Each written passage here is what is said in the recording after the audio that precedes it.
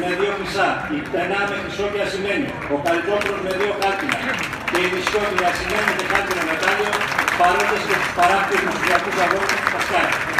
Προπονητές τους, η Γιάννης Καραϊτζογλίδης, Αλέξανδρος Ξιάθος, Ηλίας Καλαμαρίδης, Πέτρος Χαϊδάρης, Φραγκίσκος Σιάμος, Γιώργος Αρταμανίκας, Γρηγόρης Σπυριούλης. Για την απονομή, ο κ. Ισίδωρος Κούγουρος, πρόεδρος της Διεθνούς Ολυμπιακής Ακαδημίας και της Εθνικής Ολυμπιακής Ακαδημίας, μαζί με τον Αντιπρόεδρο της Κολυμβητικής Ομοσπονδίας, τον κ. Γιώργο Κατσαρό.